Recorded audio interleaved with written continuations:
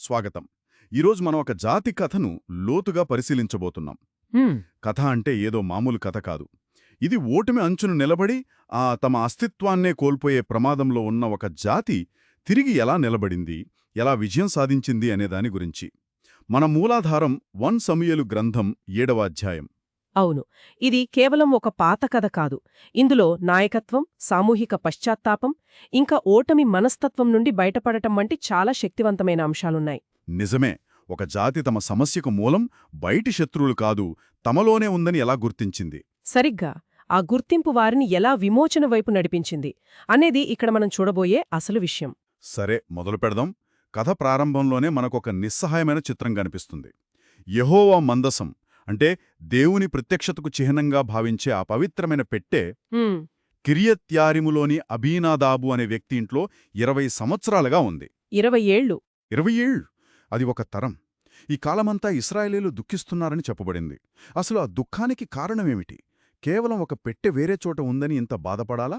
ఆ పెట్టె కేవలం ఒక వస్తువు కాదు కదా, అది వారి జాతీయ గుర్తింపు, వారి ఆధ్యాత్మిక కేంద్రం. ఓహ్! ఊహించుకోండి, ఒక దేశపు రాజ్యాంగం లేదా జాతీయ పతాకం శత్రువుల చేతిలో చిక్కి ఏదో మారుమూల గ్రామంలోని ఒక ఇంట్లో ఉండిపోతే ఎలా ఉంటుంది? చాలా అవమానంగా ఉంటుంది. సరిగ్గా అదే. ఆ మందసం ప్రధాన ఆరాధన కేంద్రమైన షిలోహులో ఉండాలి. కాని ఇప్పుడొక ప్రైవేట్ ఇంట్లో ఉంది. ఇది దేవునికి, ప్రజలకు మధ్య సంబంధం తెగిపోయిందనడానికి ఒక భౌతికమైన గుర్తు. దీనికి తోడు ఫిలిస్తీన్ల అణిచివేత కూడా ఉంది కదా? అవును. రాజకీయంగా, సైనికంగా వారిని నిరంతరం అణిచివేస్తున్నారు. కాబట్టి ఆ 20 ఏళ్ల దుఃఖమంటే నిస్సహాయత, అవమానం మరియు దేవుడు తమను కైవిట్టాడనే బాధ అనమాట. ఈ నిరాశా నిండిన వాతావరణంలోకి ప్రవక్త అయిన సమూయేలు ప్రవేశిస్తారు. ఆయన వచ్చి ప్రజలకు ధైర్యం చెప్పి ఓదార్చలేదు. బదులుగా ఆయన ఒక కఠినమైన షరతు పెట్టారు. మ్మ్. మీరు నిజంగా మీ పూర్ణ హృదయంతో యెహోవా వైపు తిరగాలనుకుంటే ముందుగా మీ మధ్య ఉన్న అన్య దేవతలను, అష్టారోతు దేవతలను తీసిపారేయండి అని చెప్పారు. ఇది చాలా సూటిగా, దాదాపు నిష్ఠూరంగా ఉంది. ఇక్కడే సమూయేలు నాయకత్వంలోని మేధస్సు కనిపిస్తుంది. ఆయన సమస్యకు లక్షణాలను కాదు, మూల కారణాన్ని పట్టుకున్నారు. అంటే ఇశ్రాయేలీయుల సమస్య ఫిలిష్టీయుల సైనిక బలం కాదు, వారి ఆధ్యాత్మిక ద్వంద్వ వైఖరి. వారు ఒకపక్క యెహోవాను ఆరాధిస్తూనే మరోపక్క స్థానిక కనానీయుల దేవతలైన బయలు, అష్టారోతులను కూడా పూజిస్తున్నారు. ఓకే, ఈ బయలు, అష్టారోతు దేవతల గురించి కొంచెం చెప్తారా?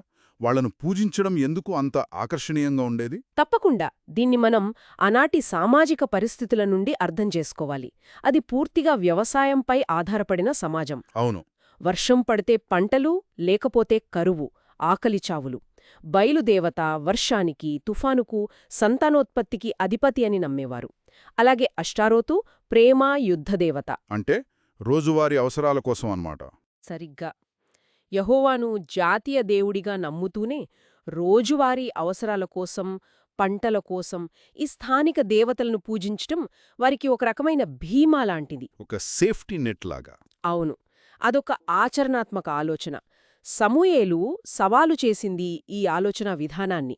మీరు 2 పడవల మీద కాలు వెయ్యలేరు, మీ నమ్మకం సంపూర్ణంగా ఉండాలి అని ఆయన తేల్చి చెప్పారు. పూర్ణ హృదయముతో అనే పదం అందుకే అంత ముఖ్యం. ఖచ్చితంగా పైపైకి చేసే మార్పు కాదు, లోపలి నుండి రావాలి అని. అంటే వాళ్లు తమ తప్పును ఒప్పుకుని ఆ విగ్రహాలను తొలగించారు. కాని కేవలం పాత అలవాట్లను వదిలేస్తే సరిపోదు కదా? సరిపోదు. ఒక కొత్త మార్గాన్ని నిర్మించుకోవాలి. బహుశా అందుకే సమూయేలు వాళ్లందర్నీ మిస్పాకు పిలిపించి ఉంటాడు. ఆ, కానీ ఈ నిర్ణయం చాలా ప్రమాదకరమైనది కాదా? అవును, పైకి చూస్తే చాలా ప్రమాదకరం. దేశమంతటా ఉన్న ప్రజలందర్నీ ఒకేచోట చేర్చితే అది శత్రువులకు బహిరంగ ఆహ్వానం పలికినట్లు కాదా? ఖచ్చితంగా. సైనిక వ్యూహం ప్రకారం చూస్తే ఇదొక ఆత్మహత్యా సదృశం. వాళ్లు తమను తాము ఒక సులువైన లక్ష్యంగా మార్చుకుంటున్నారు. కానీ ఇక్కడే మనం గుర్తుంచుకోవాల్సిందేంటంటే ఇది సైనిక సమావేశం కాదు, ఆధ్యాత్మిక సమావేశం. ఓహో, ఆధ్యాత్మిక సమావేశమా? అవును. మిస్పా అనే పేరుకు కావలిగోపురం అని అర్థం. అంటే శత్రువుల కోసం కాకుండా దేవుని సహాయం కోసం పైకి చూసే ప్రదేశం అన్నమాట. వారి సమస్య ఆధ్యాత్మికమైనది కాబట్టి పరిష్కారం కూడా ఆధ్యాత్మికంగానే ఉండాలని సమూయేలు నమ్మకం. అక్కడ వారు చేసిన పనులు కూడా చాలా విచిత్రంగా ఉన్నాయి. నీళ్లు చేది యెహోవా సన్నిధిలో కుమ్మరించడం, ఉపవాసం ఉండటం, అందరి ముందు మేము పాపం చేశాం అని బహిరంగంగా ఒప్పుకోవటం. ఈ నీళ్లు కుమ్మరించడమనే ఆచారం వెనుక అర్థమేంటి? ఇది చాలా అరుదుగా కనిపిస్తుంది. దీనిపై పండితులలో భిన్నమైన అభిప్రాయాలున్నాయి. కొందరు ఇది శుద్ధీకరణకు, తమ పాపాలను కన్నీళ్లలాగా దేవుని ముందు కుమ్మరించి కడుక్కోవడానికి చిహ్నం అని అంటారు. అంటే ఒక రకమైన సామూహిక ప్రక్షాళన. లాంటిదా? రకంగా అంతే. కాని మరో బలమైన వాదన కూడా ఉంది. నాకైతే అది మరింత శక్తివంతంగా అనిపిస్తుంది. అదేంటి? నేలమీద పోసిన నీళ్లను మనం తిరిగి తీసుకోలేం, అవి ఇంకిపోతాయి. నిజమే. అలాగే వాళ్ళు తమ శక్తిని, అహాన్ని, స్వంత ప్రణాళికలను పూర్తిగా దేవుని ముందు వదిలేసి, మేము నిస్సహాయులం, మాకు ఏమీ మిగలలేదు, ఇక నీవే గతి అని సంపూర్ణంగా శరణాగతి పొందడానికి అదొక ప్రతీక. వావ్! అది చాలా శక్తివంతమైన చర్య. అవును. వారు ఊహించినట్లే జరిగింది. ఈ సమావేశం గురించి ఫిలిస్టీయులకు తెలిసింది. వాళ్ళు వెంటనే దాడికి బయల్దేరారు. ఇది విన్న ఇశ్రాయేలీలు భయపడ్డారు. ఇది చాలా సహజం. కాని ఈసారి వారి ప్రతిస్పందనలో ఒక పెద్ద తేడా ఉంది. అవును, ఇది కథలో ఒక కీలకమైన మలుపు.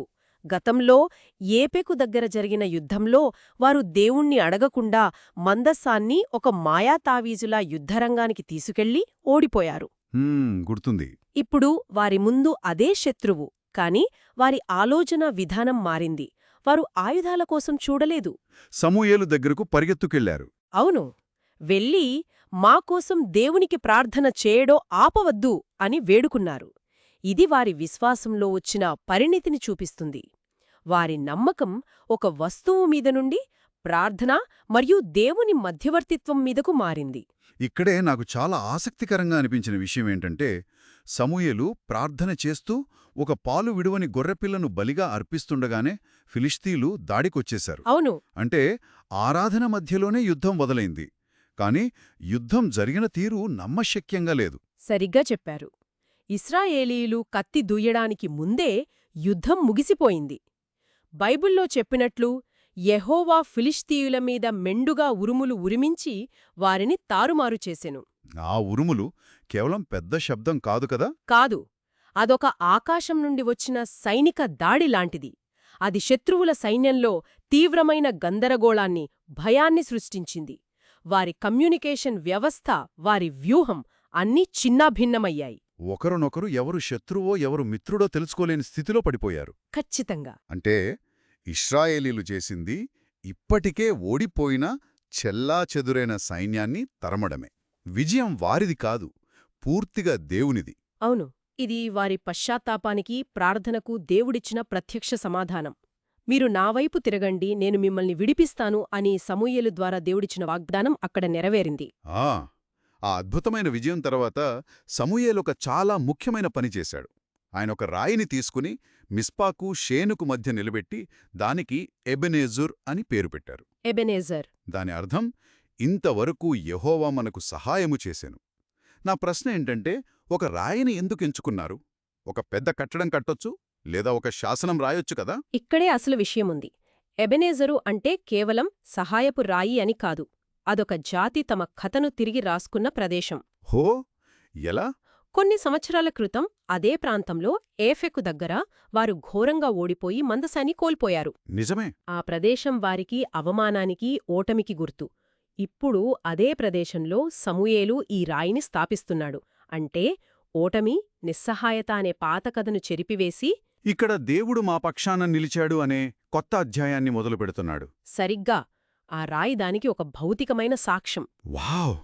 అంటే అది ఒక ప్రదేశం యొక్క అర్థాన్నే మార్చేసింది. ఒక యుద్ధక్షేత్రాన్ని ఒక జ్ఞాపకాల స్థలంగా, ఆరాధన స్థలంగా మార్చింది. సరిగ్గా అదే. జాతులు, సమాజాలు ఇలాంటి కథల పునాదుల మీదే నిర్మితమవుతాయి. ఆ రాయి రాబోయే తరాలకు ఒక పాఠం. భవిష్యత్తులో పిల్లలు, నాన్నా ఈ రాయి ఎక్కడెందుకుంది అని అడిగినప్పుడు, ఇక్కడ మనం అన్నీ కోల్పోయామనుకున్నప్పుడు దేవుడు మనకు అద్భుతంగా సహాయం చేశాడు అని చెప్పడానికి అదొక అవకాశం. అవును, సమూయేలక్కడ చేసింది ఒక స్మారక చిహ్నం కట్టడం కాదు, ఒక జాతి ఆత్మవిశ్వాసాన్ని పునర్నిర్మించడం. ఆ ఇంతవరకు అనే మాట కూడా చాలా ముఖ్యం. అది వారి ప్రయాణాన్ని గుర్తుచేస్తోంది. దుఃఖం నుండి, పశ్చాత్తాపం ద్వారా విజయానికి చేరిన ప్రయాణం. మొత్తానికి దీనివల్ల మనమేం అర్థం చేసుకోవచ్చు? ఈ ఒక్క విజయంతో వచ్చిన పర్యవసానాలేంటి? ఇది కేవలం ఒక్కరోజు జరిగిన సంఘటనేనా లేక దాని ప్రభావం దీర్ఘకాలికంగా ఉందా? దీని ప్రభావం చాలా లోతైనది, దీర్ఘకాలికమైనది. ఎందుకంటే వారు సమస్యను మూలాల నుండి పరిష్కరించారు. బైబిల్ చాలా స్పష్టంగా చెబుతోంది, సమూయేలు బ్రతికియున్నంతకాలం యెహోవా హస్తము ఫిలిష్తీయులకు విరోధముగా ఉండెను. అంటే ఇది తాత్కాలిక ఉపశమనం కాదు. కాదు, వారి ఆధ్యాత్మిక మార్పు వారికి రాజకీయ స్థిరత్వాన్ని తెచ్చిపెట్టింది. అంతేకాదు, అంతకుముందు ఫిలిష్టియులు ఆక్రమించుకున్న పట్టణాలను కూడా తిరిగి పొందారు. ఎక్రోను నుండి గాతు వరకున్న ప్రాంతం తిరిగి ఇశ్రాయేలీల వశమైంది. అవును, అది ప్రాదేశిక సమగ్రతను తిరిగి పొందడం లాంటిది. మ్మ్. ఇక్కడ మరో ఆసక్తికరమైన విషయముంది. ఈ విజయం వల్ల ఇశ్రాయేలీయులుగు వారి పొరుగువారైన అమోరీయులకు మధ్య కూడా సమాధానం కుదిరింది. ఓ, అదెలా?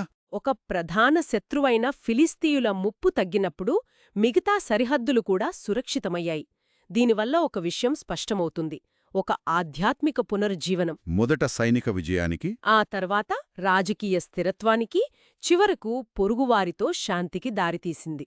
అన్ని ఒకదానితో ఒకటి ముడిపడి ఉన్నాయి. ఈ సంఘటన సమూయేలు పాత్రను కూడా పూర్తిగా మార్చేసింది.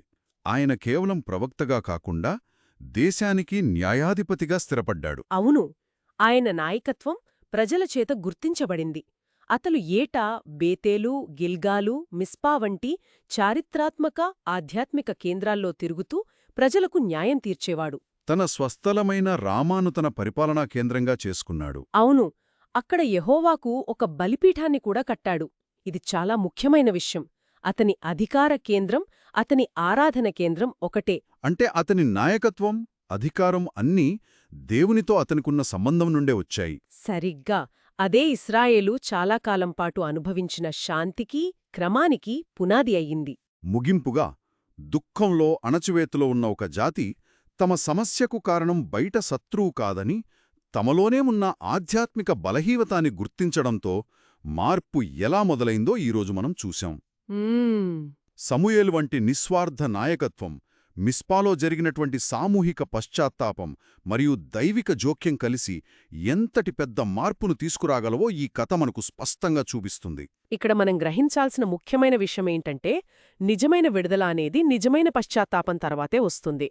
అది కేవలం కొన్ని విగ్రహాలను పక్కన పెట్టడం కాదు, మనస్సును, హృదయాన్ని పూర్తిగా దేవునివైపు తిప్పడం. నిజమే. మిస్పాలో జరిగినది కేవలం ఒక సైనిక సంఘటన కాదు, అదొక జాతీయ ఆధ్యాత్మిక పరివర్తన యొక్క ఫలం. ఈ కథ సమూయేలు జీవితకాలంలో శాంతి నెలకొనడంతో ముగుస్తుంది. అయితే ఇదొక ఆసక్తికరమైన ప్రశ్నను మన ముందు ఉంచుతుంది. ప్రారంభించినప్పుడు ఏమి జరుగుతుంది? ఆ స్మారక చిహ్నం దారి పక్కన ఉన్న మరొక సాధారణ రాయిగా మారిపోయినప్పుడు ఆ జాతి కథ మళ్లీ మొదటికొస్తుందా? దీని గురించి ఆలోచించండి.